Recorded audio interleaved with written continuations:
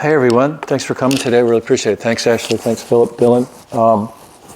I'm actually a guitar player from North Hollywood, California. I've been in Australia since 1999, and my involvement with games has kind of gone backwards. I actually didn't go to university for this. I have a bit of a fetish and addiction to synthesizers and making funny noises and stuff, and started doing music for games in the 90s, in the mid-90s. Moved from LA to San Francisco to be in the middle of all of that because I sensed a new creative energy coming from San Francisco, kind of like Brisbane has been having in the last 10 years, especially now at this point in history. But what I will do is play my little demo reel here for you guys to get. There's 3 projects on here that I've worked on. One's pretty current, one's really old, and one's probably about 5 or 6 years old that I did for some Brisbane game developers originally.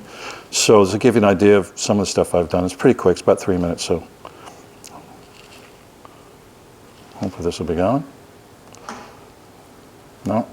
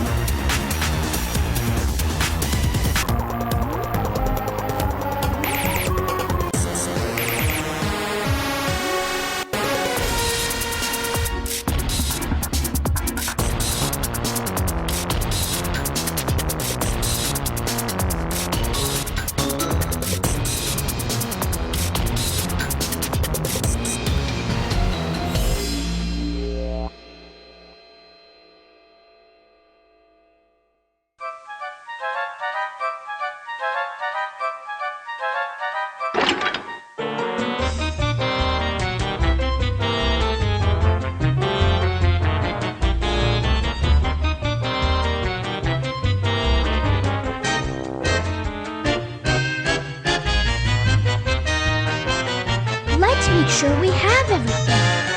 Props? Hey! Costumes? We've got them. Scripts? A-okay. Music? Check.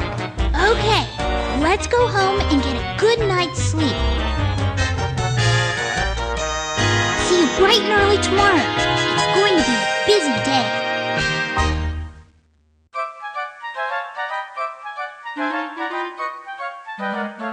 So, they think they can do the show without me, huh? They didn't think my ideas were good enough, huh? Well, I'll fix it so they won't even have a show. Then they'll see things my way. I'll show them.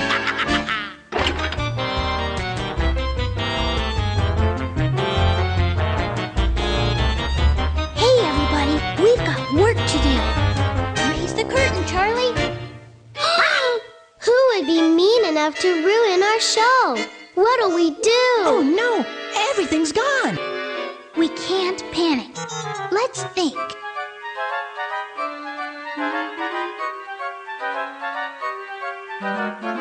We could ask Papa Bear to make new costumes. Yes! Pierre could compose new music. Yes! Babs could help build new sets. Yes! And Professor Owl can write new scripts. Yes! It just might work.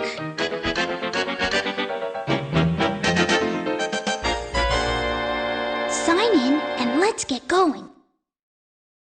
Fifth World presents.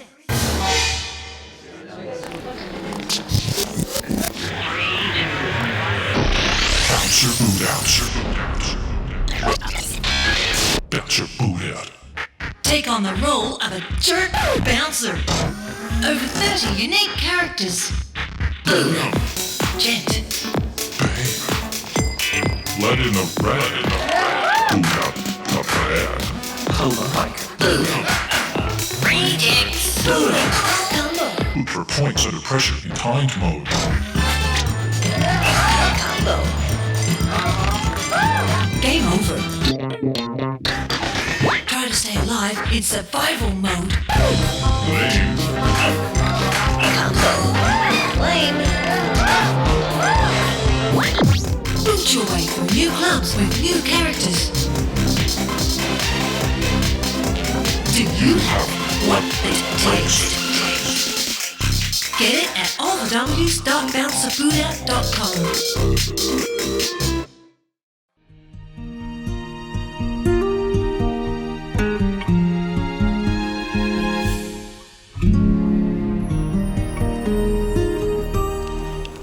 So yeah, three really different types of approaches, games and all that.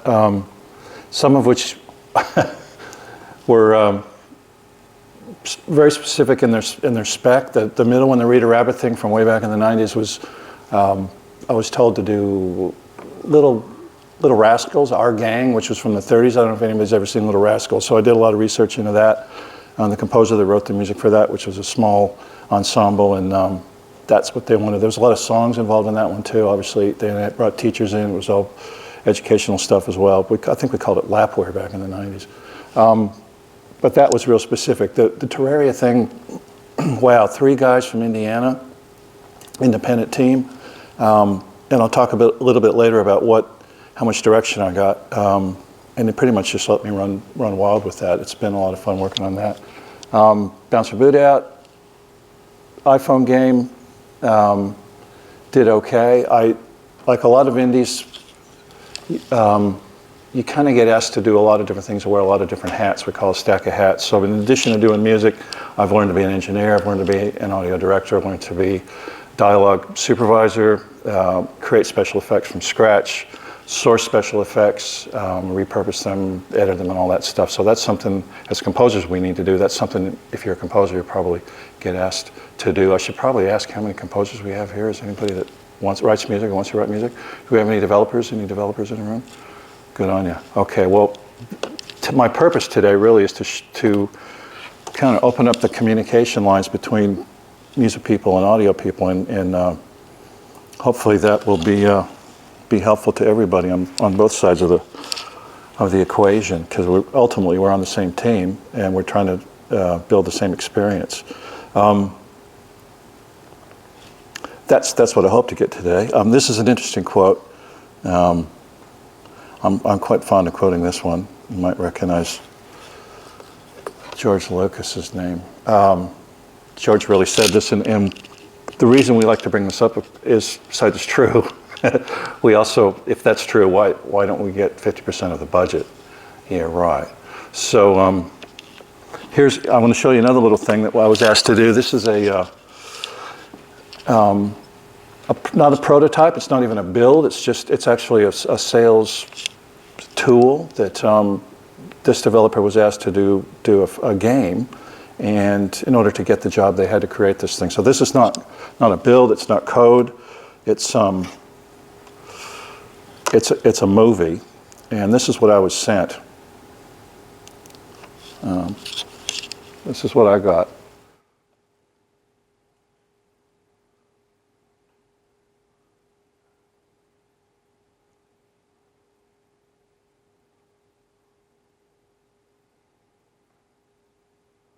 There you go. So that happens a lot. You get that with no audio, no nothing. You get some direction. And my thoughts, I'll play this again. This is how I think. I'm watching, I'm going, I actually love watching these little guys run up and down the footy field. There's some surfboards on the side. There was some sand, so it's a beach scene. Again, it's a sales pitch, it's not a build, so they're trying to sell it to the client who wants to make the app. Okay, so first thing I did was source some sound effects. So I needed some crowd sounds, I needed some foot sounds, some guys. I thought it would be good to have a really big sounds of these little dudes running around on your iPhone, to have them sound really grunt big and have some big collisions and all that stuff. So I laid all the sound effects in, don't have that. But the other, I told him, said, we should do that first. Let's get the sound effects. Obviously, you want me to do everything. Let's do music as well. What do you want to do about music? I said, well, the client thinks that Eminem rocks. They really want Eminem because that's like Footy and Eminem. That's what I got told. So in an email, so I went, okay, let's do some research on Eminem and obviously do something in that vein. We can't just copy Eminem because there's copyright issues, and talk about that later. I got some thoughts about copyright, as you can imagine. So this is what I came up with. This is after I laid in the effects. Again, to picture with simply time code because it's not getting called in code. It's time code. It's a little movie. Here we go. This is the first iteration.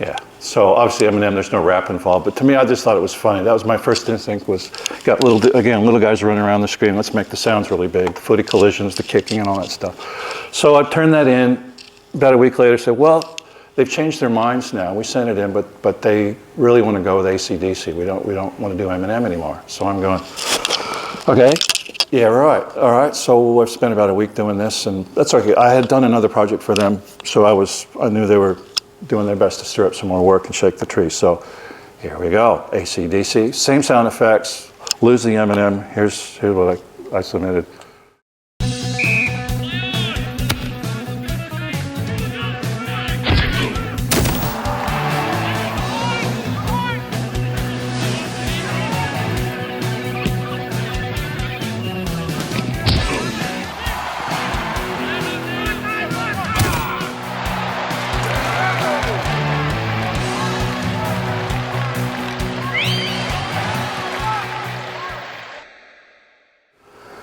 So that was a fun experiment, and you guys probably get asked to do that. You probably ask composers to do that kind of stuff as well. And a lot of us will go, depending on the situation, we'll go there. It helps to get your expenses covered while you're doing it. But again, this was a favor to some friends and developers I'd worked for before.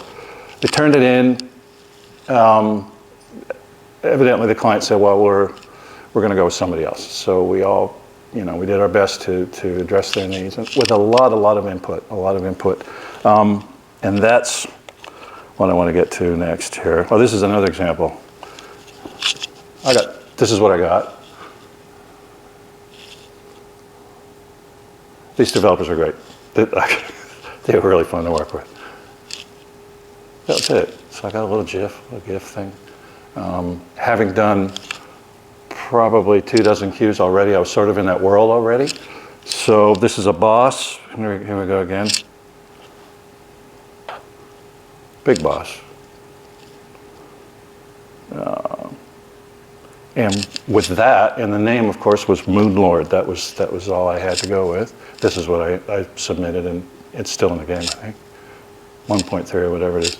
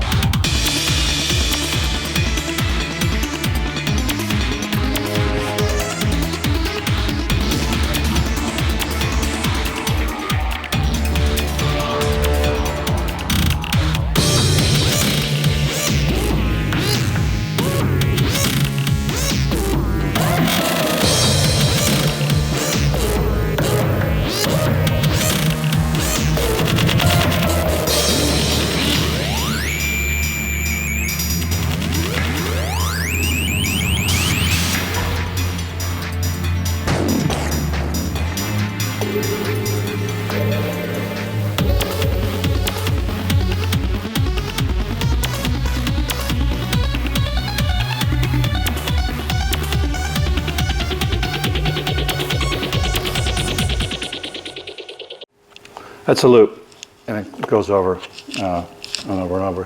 And I've got an approach to loops that we do a lot of those, and they work really well. I like to change them up. I think sometimes loops just kind of sit there, and it's easy to get something going in live or Ableton or whatever your DAW is, and just sort of let it sit there. And I think that's why a lot of people actually turn the music off, because they just kind of get bored. So I like to change things up. I probably get accused of overwriting, but when you're talking about a boss and getting the pulse going and the twitch factor happening, I think it's important. And it keeps, if you change up your composition and don't let it just sit there, I think that's what helps retain player interest. That's just my personal opinion, but it seems to work in a lot of situations. So creative approaches and considerations. Number one, composers, especially developers, start early. Please start thinking about music early on. Don't wait till you're out of money, till you're out of time, and go, oh yeah, we got to get some music happening. What are we going to do? The sooner you start, the better you're going to end up, at the end of the project. The same goes in television and movies. So people do that all the time. There's a reason you see 5 or 6 or 7 or 8 composers on films these days, because they give you a 3-week window to write 45 to 50 minutes or an hour worth of music. So Hans Zimmer will do the deal and then get his staff of people to come in, and you get 5 minutes, you get 5 minutes, you get 10 minutes. Hans is going to write the theme. Same thing happens on games. So if you start early, you guys, there'll be some coherence to the soundtrack, which is ideally what you want to do. My job, I always think, is to come up with something unique for the project that we're working on, whatever it is, especially for games. There's obviously going to be influences, but let's come up with something that's identifiable, uniquely identifiable with this particular game. So that's my first job.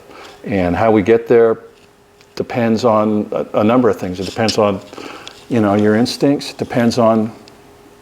It can depend on input. That's why I showed those first examples. The footy game thing, I got a ton of input, ton of emails over a period of time. They got input, the developer got input from the client, and ended up not happening. We ended up with something for our demo reel. Terraria, I got a build. I got a really early build on it. In 30 seconds, I knew what I needed to do on that. Sent it in, and the first cue that I sent over goes, "This is great. Can we get some more?" So we just kept going. So start early. What I'd like to suggest, there's a process in film called spotting, which should come after a spec. A lot of times we don't get a spec. If you guys can think about music, it goes along with thinking about it early. Developers, please think about how many levels you have, how you're going to use music in those levels, how many sound effects you might need. It's all going to change. We're making games. It's all going to change. But if you think that through early on, it's going to make what you get at the end from your composer, from your audio people, a lot better. And for a lot of indie games, that's going to be the same person. It's going to be, your music guy's going to be doing effects and hopefully grabbing some actors and doing some voiceover stuff. Think about it early. Get a spec. When you find a music, or 2 or 3 people, one person you want to work with, here's our spec. This is what we think we're going to need. What are your thoughts? And wait for an answer. Don't necessarily put them into a box immediately. Don't let that, the left brain kick in immediately. We all have an inner editor. That's what happens when you're writing music, when you're writing a song, you're writing a story or anything, you're creating a game. It's all modality, left brain, right brain stuff, but don't let your left brain kick into it, too early. And especially with your music people, show them something, give them some graphics, a build if you have it, and let them go. See what they come back with. You might just luck out. You might at least have something to talk about and be able to finesse it and tweak it a little bit until you get something closer. So spec, if you give them a spec, and then spot it. So once they've had a chance to react, I'm talking about your composers now, this is talking to developers, and obviously composers can flip this around.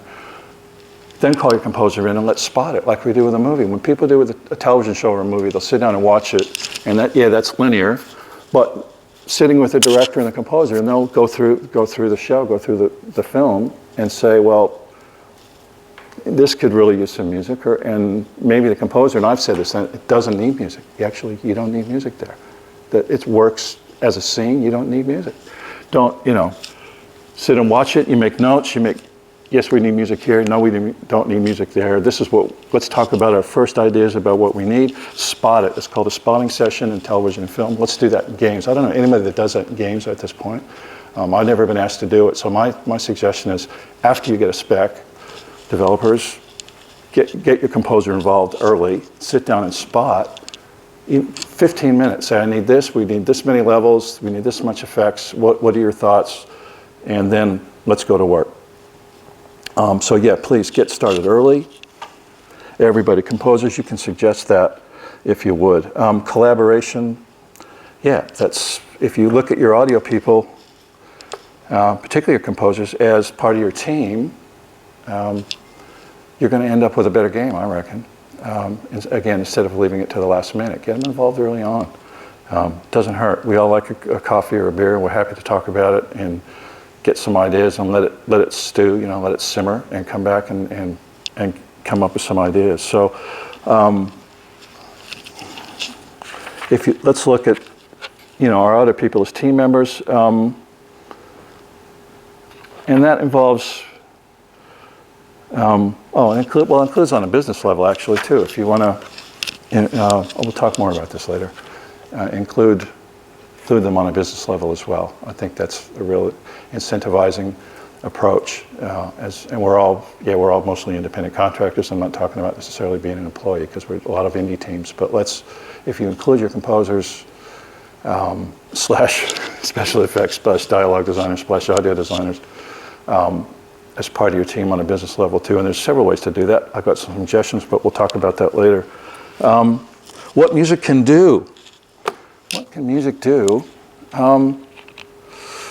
Again, this is how we think. I think primarily there's no quicker way to someone's emotions than through music. Music has a way of bypassing your inner editor, but your thought processes, and goes directly to your reptile brain, if you will, and your emotions. So that's something we can do. It can be, it can give you permission to laugh. It can say, this is a funny scene, or this shark is going to, bite your leg off, God forbid. But it can do that. That can be really cheesy if you do it in a real do it in a cheesy manner. But it does do that, and it also can give you an indication of what the whole game is going to be about. It can set the tone. Main menus, man, I love main menus. That a lot of time that's kind of the archetype for a musical palette that you're going to do on a game. Something for everybody to put their heads together. And early on, I'm talking about everybody on the team, including your composer. So I did this with, again, it's another Terraria example. Sorry, but when it got ported over to PlayStation and Xbox. They wanted a new main menu. So I'm trying to go, okay, we've already done this, it's PC, it's on Steam, we need a menu for the Xbox and PlayStation thing. So I got to set the tone for people who probably haven't played it on PC, didn't get to play it on iOS yet. My first reactions with this were, it's obviously an adventure, it's magical, and there's a huge funny sense of humor. One of the things I loved about Terraria was they kept their placeholder sounds for the guy, the little character player that does the grunt every time he gets hit with something, whether it's a slime or something, he does the little sounds. I love that. I think that makes it really cute and funny. But this is what I came up with for the menu. They kept this.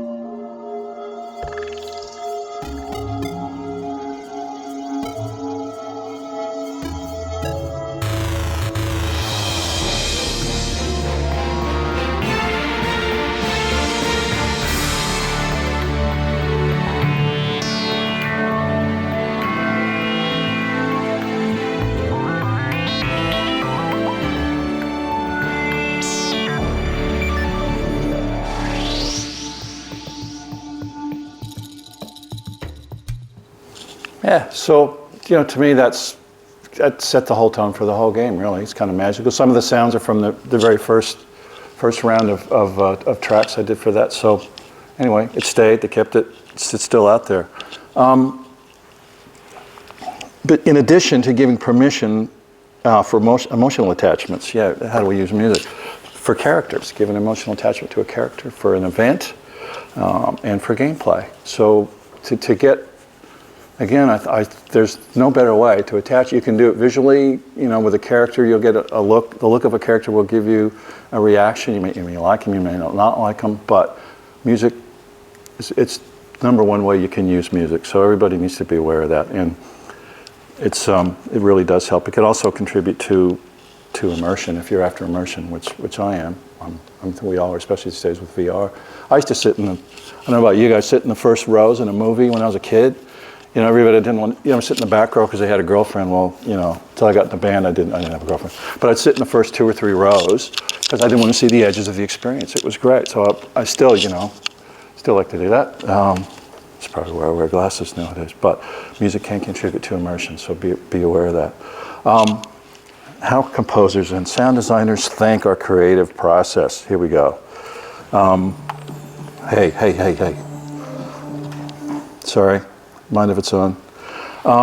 Non-musicians and often have great difficulty articulating their thoughts about and requirements for audio in general and music in particular. So triangulation seems to be the default method. I don't know if you guys experience this, but here's an example. Like I want it to sound like Freddy Krueger meets Steve Vai at Kylie Minogue's house, right? Or, and that's what or we're hearing, Incredibly Twisted Shadow Planet matched up with an 8-bit 80s Streets of Rage type thing, but we want it to be sort of a Latin jazz kind of a hybrid.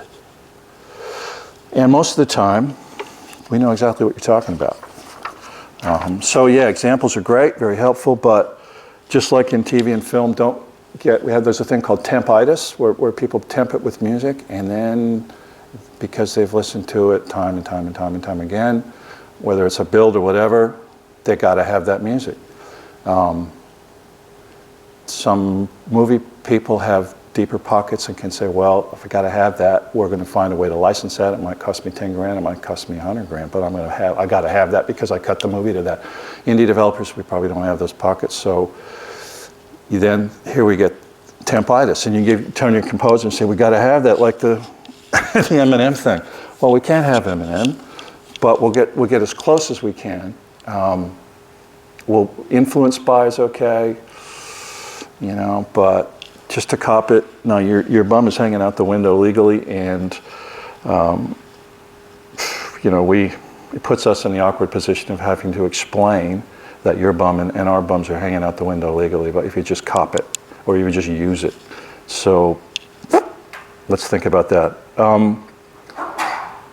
Bless you. No worries. Let your right brain speak first. That initial creative impulse, they're very often correct in an amazing way. So, story. Oh man, music can push your story along if you have a story. If you do have a story, and it's good to look at your game and see, is there a story here? Is it just purely twitch? Music can help push that along in a lot of different ways. Again, giving permission for emotional attachments to characters or events or gameplay. So something to think about for developers, something to think about for composers as a way, suggestion, again, when you're sitting and having your spotting session, with your developers. This is a spot for music, because this is what happens. There is a character arc here, like there is in the dramatic structures. So be aware of that. Music is great for that. Really, really good. It can also fix stuff. I worked on a TV show called The Crocodile Hunter a lot when I first moved here, and I got asked great experience. But I got asked to, we're really in a hurry and can you kind of fix that, Scotty? Could you go from here to there and sort of futz that so it doesn't look so awkward? Yeah, music can do that too. So if you're waiting for something to load or something, it's a great little holding pattern to have, a great little spot for a cue. You don't know what to do, whack some music in there, as long as it's the right music. Musical considerations. Here's another reason to think about pulling your composer or music person in early. This happens a fair bit. People grab UI stuff, they'll grab special effects, whether it's for free or there's great places for getting sound effects from sound rangers, sound dogs for not a lot of money. You can license them to use in any game you want. Developers, but when you do that, a lot of times you'll have, and you put those placeholder sounds in effects early, and then you call in a composer, and you find that there's a musical dissonance between the tracks that he's writing, or he or she's writing, and your effects. And that's kind of, it's musically dissonant, it's also cognitively dissonant. It lets, something's wrong, we don't know what it is, well, it's because it's out of tune with the track, with the music track. So great reason for pulling in a music person early. Just have a listen to the placeholder effects you have, make some suggestions. That one works, but it just needs, we'll lift it a half a step, and it's great. I don't know if you guys probably know this, but Pokies, we still do a lot of live gigs around with bands that I'm in, and a lot of the RSLs, all the slot machines are Pokies are tuned to the key of C, most of them, so that it's a nice little place to visit and whack your money into a gambling machine. So they're all tuned to C, so it's all in harmony. And the reaction is, wow, this sounds great. I want to be here because it sounds good. Sometimes you don't. Obviously, if it's a boss or something, you don't want it to sound great. But be aware that your effects can be out of tune, can be dissonant in relation to your tracks. So another good reason for pulling your composer in early. Then let's talk about the three basic audio elements. You've got music, dialogue, and effects, and we talk about these, but those three categories need to work together, ideally in context. So sound designers generally are responsible for that, for making sure those three elements work together well and effectively. And I got a lesson in this early on in a movie that I worked on, and had a couple of music cues in it. Didn't do the whole score, but got invited to the layback stage. So you walk in, this is a Paramount, and there's the music guy. He's got a whole desk set up. The dialogue guy, front and center, and the effects guy over there. So you're walking in, you're going, being the fly on the wall, going, wow, okay, pretty big movie, and there's the music. The dialogue guy, there's a director and a couple of producers, and basic, obvious fact right away is that it's 2 to 1. It's 2 against 1. The dialogue and the effects are going to be chosen, in preference to the music. So it's a losing battle going in. So if you're not, if you're there, actually lucky and you're diplomatic about it, you can advocate for, wow, I lost the music, I'm losing the music. Yeah, but the dialogue, we got to hear the dialogue. Yes, you do. This is one of the great things about some of the cool tools that have come out, like Fmod, Unity, and Wise, is that you can accommodate those things in real time in the game, and actually do things like ducking. You can duck the music or the effects, or you can duck the effects where the dialogue comes in. It's important. Those are things you can, that's why we need to learn this stuff.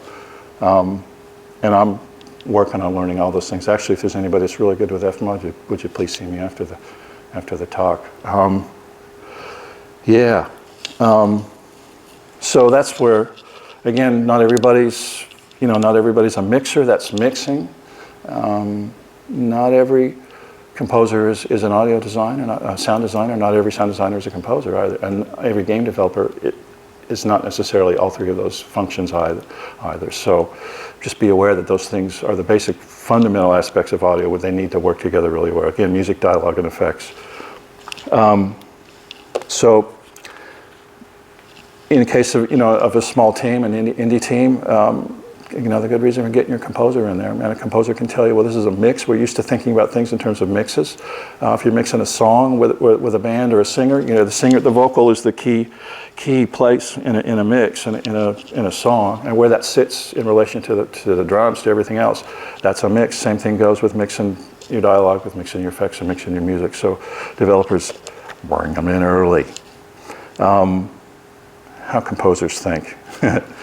I'm going to backtrack on this one, but most composers writing music for games also do a number of other things. It shouldn't be a surprise to anybody, but whether it's TV or film scores, producing bands and solo artists, session work, being in a band or several bands, theater, busking, teaching, and very few are able to be strictly game music composers, and even the big AAA developers don't have in-house composers anymore, at least that I'm aware of. Audio directors, yes, but not composers. That gets outsourced, so we're in the realm of being independent contractors. 2K Australia shut down in April this year, yeah. And to my knowledge, there's no AAA game devs here in Australia now. You know, we do have Half Brick and Chrome, but anyway, lack of government funding isn't helping to grow the industry again, so we're kind of on our own there. What works, what doesn't work, we've talked about that actually. Tracks that are too static, you know, when we just sit there, and it's easy to grab loops these days and whack something in there. If you're temping it with a loop, composers, man, you know, I was a snob for a long time about using loops because I'm a studio musician, was a studio musician in Los Angeles for a lot of years, and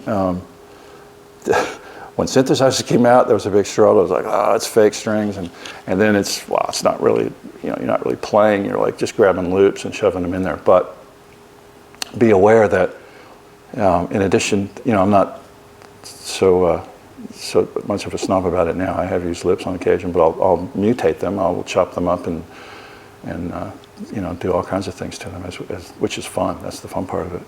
But don't just grab a couple of loops, chuck it in there, and go, yeah, that works great. We just have to have something there. We need something. You know, think about that something, because it's really, really important. Again, 50% of the experience.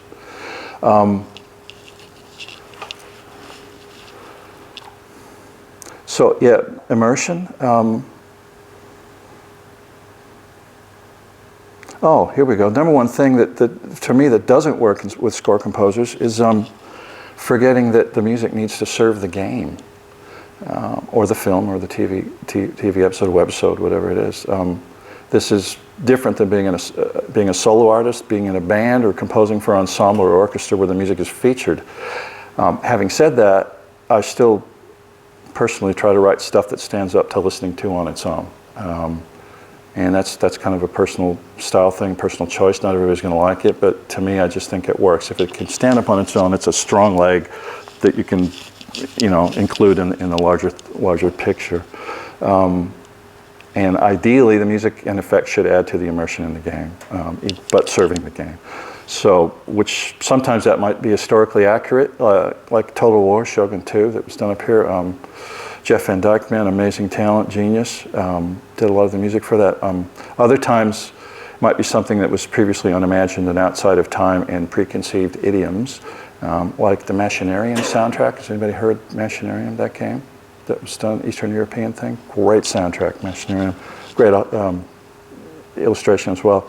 And again, I believe the major reason people turn music down or off is there's just too much repetition. It gets on your case. So write a little more. Don't just wimp out and go, yeah, well, that works. You know, well, no.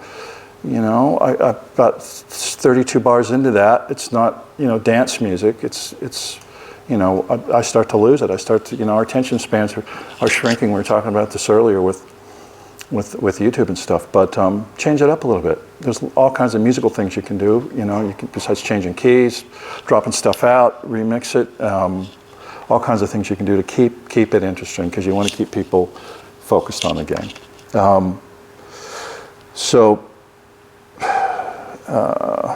There's the fine line. You don't want to draw too much attention to the music either. So that's the fine line we've got to walk. And you don't really know until you throw it up to picture, until you actually build it in, play it. Are you writing too much, or is it not enough? So there's a balance there that needs to be found, and you'll know when it works, when it doesn't work. This is something really interesting. It's what I call a cross-discipline tip or axiom, if you will. And it was explained to me by an actor in Los Angeles, and it used to describe an actor's performance, but it also could describe you know, a musical track or character arc, or anything. It could describe a sculpture, if you really want to know. Three things here: repetition, symmetry, and surprise. So if you're aware of those three elements in your performance, in your music performance, and it probably applies to games, repetition,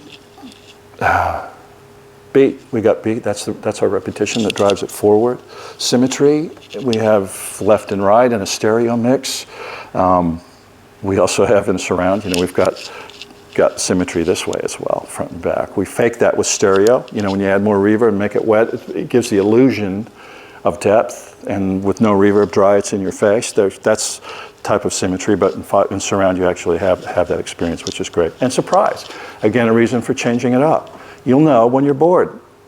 You'll know, you listen to it, 8, 12 bars, 16 mix, man, change it up, drop something out, add another element, change the chord, do something, but I'm bored. That's just me. But if you be aware of those three elements, I found that really, really, really helpful. Repetition, symmetry, and surprise. And again, originally it was for describe an actor's performance, but I thought it was really helpful. The actual ways to use music. In relation to games, we've got loops, which still work a treat. There's some tricks to doing loops. I don't think obviously MP3 don't loop really well. That's kind of getting outdated.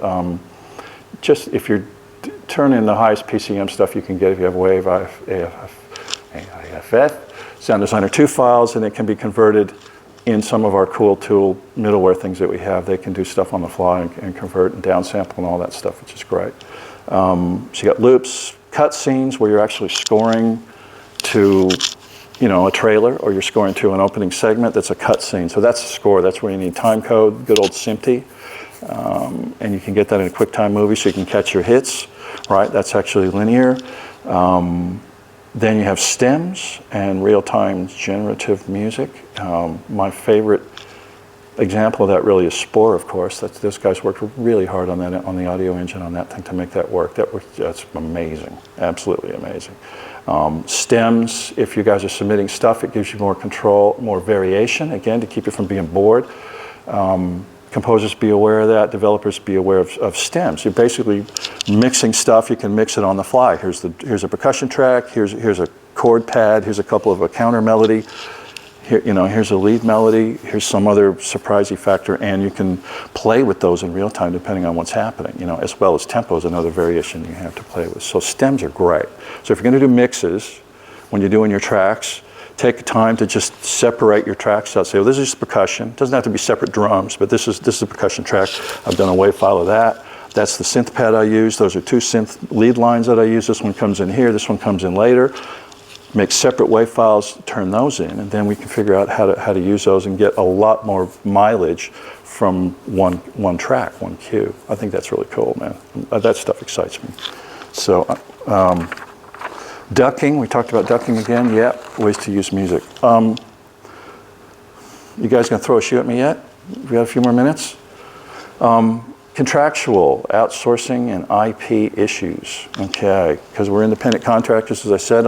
Is anybody a staff composer at a game company at this point, or a permanent member of an independent game developing team? Do we have anybody that's a permanent member? Yeah. See, we're independent contractors. Okay, contractual issues.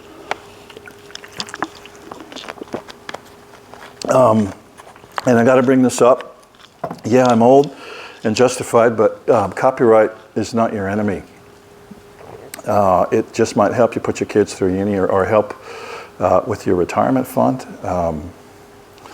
So apologies to anarchists, but the original hacker ethic, which was actually information wants to be free, from a guy named Stuart Brand, who also wrote the Whole Earth Catalog, which is really like the hippie Bible.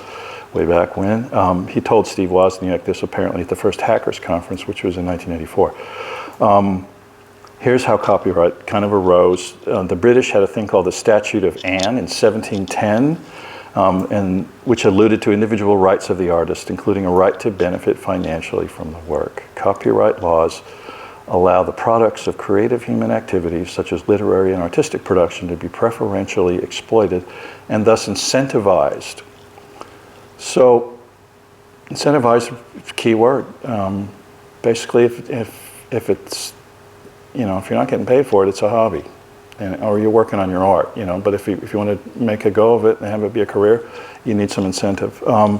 That's from 1710. In 1787, the copyright clause was added to the U.S. Constitution, the copyright clause, to promote the progress of science and useful arts by securing for limited times to authors and inventors the exclusive right to their respective writings and discoveries. So keyword there again, limited time. Doesn't mean ad infinitum, in perpetuity, like our software clauses say, in perpetuity, in all territories of known and unknown universes.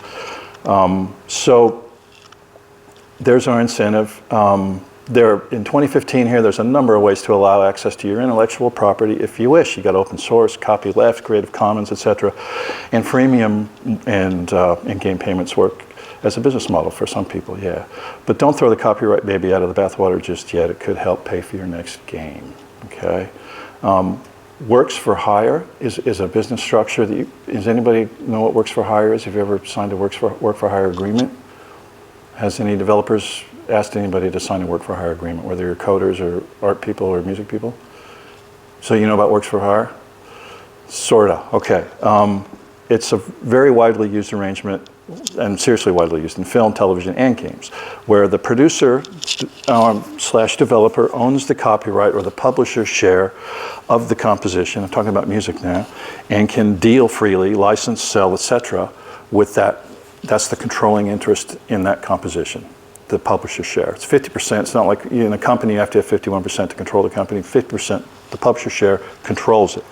But the composer, songwriter retains the writer's share, the other half, for public performance purposes, and may see a few cents on a soundtrack album. So that's kind of the middle ground of a way to deal. I'm suggesting deals for you guys. A way to do is a work for hire. All the TV things, the movie things I've done, most of the game things I've done have been work for hire arrangements. So that here's an alternate deal where the composer-songwriter retains all the rights to the music and licenses back the rights to use it to the producer, developer, or publisher. Because the developers you don't really need to own the music.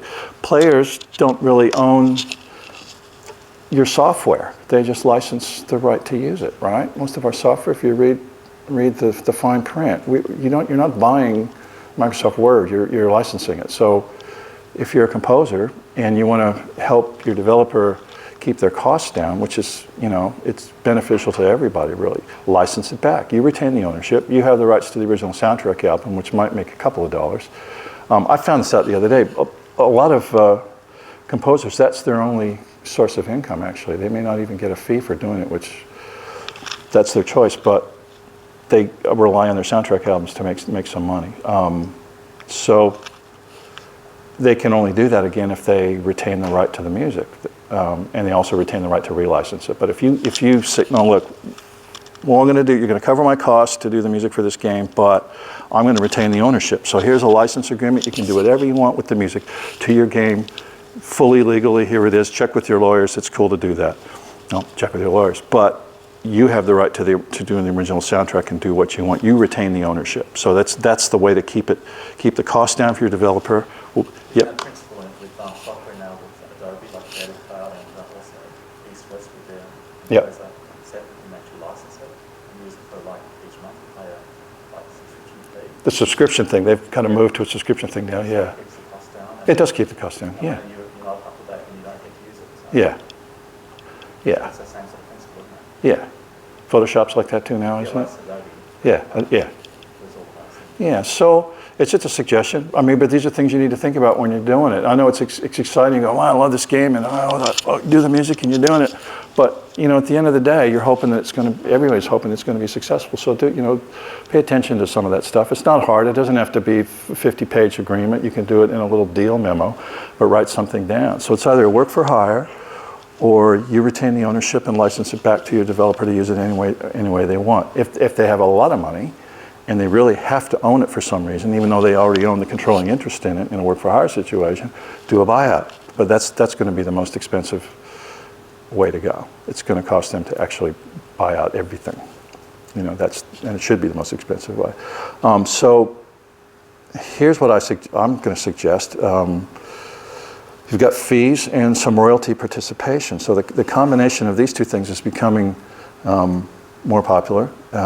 Many composers will be willing to take the shot with you, developers, and lower their upfront costs and fees if they can participate in the backside a little bit. So talking about either some points on the royalty pool or a bonus when your game reaches certain sales plateaus, like say every 50,000 units, thinking positive, you get a little bonus for your composer, which means they'll take the shot with you, developers. And again, you're being inclusive. You're including them as part of the team, and not just saying, "Well, you're just doing the music, great," which is fine. But it's better to do it that way. So I've been doing a few of those kinds of deals, and it's been actually really good for everybody because it helps me. If you have something to pay your expenses while you're doing the project, you can buy some ramen and a coffee here or there. But then if it goes, you've got a little bit of bonus. Also for developers, a bonus to your composer is a great little tax write-off if you're making squillions off if your game goes through the roof. Yeah. So again, composers who rely on that for their primary source of income, there's a lot of guys out there doing that. File formats, technical issues, I'm going to just think that's really a talk for another time. Again, we can get into our middleware thing, which I think is totally cool. Those tools are amazing. And we'll have another talk about those. I've got some links here, guys and girls. A few technical issues. Yeah, we've already talked about that. Here's some links if anybody wants. I can put these up, I guess, somewhere later, or I can even just send you guys a PDF or something with some of these links if they're hard to read on here. I tried to make it. This is my first PowerPoint presentation, by the way, so bear with me. Thanks for your patience. Yeah? Cool. All right, so should I go to the next page? Here, I'll put next page. Voices.com, guys, you're looking for voiceovers? It's a great site, man. There's actors are just waiting out there who worked on games and TV and movies and stuff. Very, very cost effective. You'd be amazed if you need some actors. Again, Sound Rangers, highly recommended for effects, for licensing effects. We're talking about a few bucks to get great explosions and all kinds of stuff. You can adapt those and edit them and turn them into some great stuff. A bunch of stuff on iPhone audio I found was really good. Mixing with your mind. There's a guy named Pef, this is his nickname, who is a bit of a legend in electronic music world, and he's got some really, really, really interesting ways to think about music and mixing music. It's a really good book. You can still get it. Mixing with Your Mind. I'm going to go back here real quick. Oh, great talk from Wayne Johnson in Unity about the audio side of Unity 5. So looking forward to November and hearing more about that. And some interesting stuff. There's a Wikipedia links there, one to copyright and one to free content if you really want to know. But seriously, not your enemy. It's being, been abused, but it's still a way you're going to see a couple of pennies. And the FMod forum is incredibly fabulous. And WISE, of course, which I didn't realize stood for WaveWorks Interactive Sound Engine. That's a great name. So, thanks, kids. That'll be on the video on the YouTube site. So it'll give you a good reason to chase those links up. Yeah. Okay. Okay. Great. Terrific. Are there any questions? Does anybody have any questions at all? None.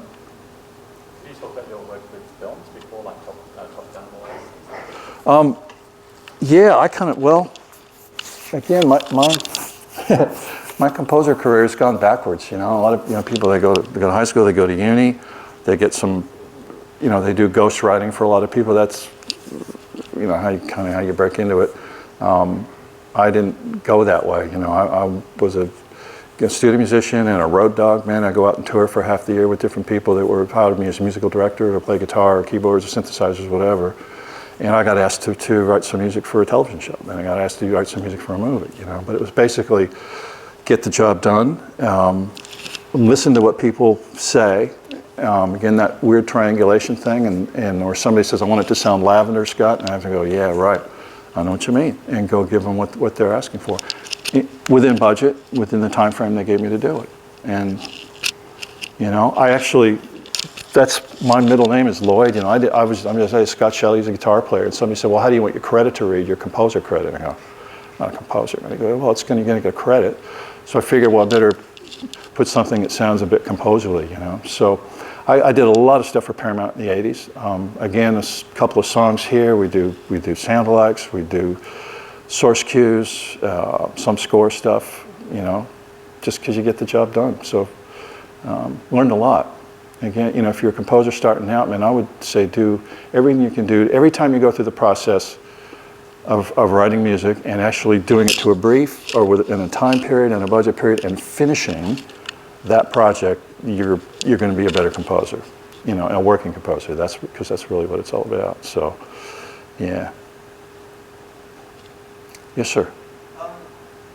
As you mentioned earlier, that as for basically a lot of working musicians, that we need to have like portfolio careers and do a lot of different things.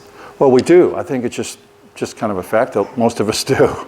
Yeah. Do you mind me asking if you managed to make composition like your main income source, or is it just? Yeah, for a lot of years, yes. Yeah. Yeah, it depends on the year.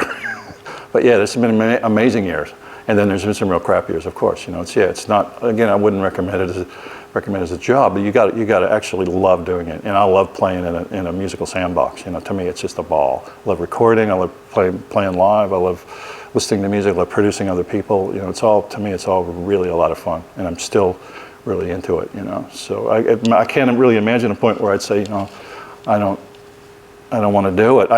The business side of it can be really, really tough, you know. And I can say, well, I don't want to deal with the business side of it anymore, but I love music, but I'm not there yet, you know. So you just got to love to do it and do it every chance you get, man. Again, go through the process, you know, and but cover your bum, you know, somehow. Just be aware that it does have value. Music does have a huge value.